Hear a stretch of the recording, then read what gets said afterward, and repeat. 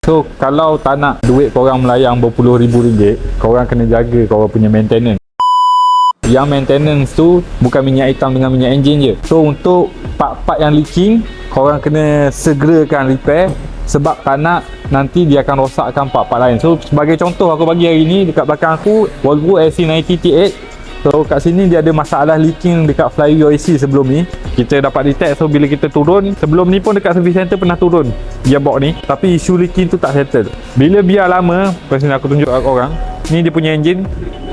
So kat sana dia punya gearbox kedudukan dia dekat sini tau, dia punya flywheel IC. So kat sini kau tengok ni, dia kering kan, dia tak bocor. IC ni dah tukar baru. So dia keluar minyak dekat belah sini. Yang ni special case lah.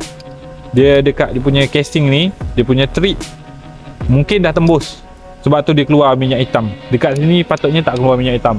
So apa yang aku cakap, benda ni boleh menyebabkan kos puluhan ribu ringgit korang keluar. Kat sini dia ada satu generator, dia punya flywheel lah.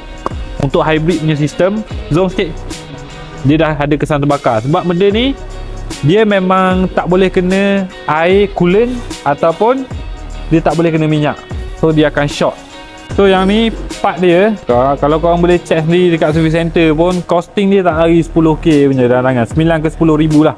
Tu belum termasuk kos upah. Kau tengok macam mana nak turun ni, kos upah kau sendiri boleh fikir lah. Lain workshop, lain harga Sebab tu korang perlu minta harga dulu, quotation, sebelum korang proceed, supaya tak nak berlaku salah faham dekat situ. Untuk korang tak kisahlah kereta korang bukan hybrid pun, kalau korang tak repair masalah leaking korang, dia akan effect dekat part-part yang berdekatan dengan dia. So costing elok-elok kau keluar 4,500 jadi 45,000. Pilihan semua dekat tangan korang. Jadilah pengguna yang bijak, okey? So apa-apa kalau nak repair ataupun nak check kereta konti korang, boleh contact kita orang di Transmatic Automotive Section 15 Shah Alam.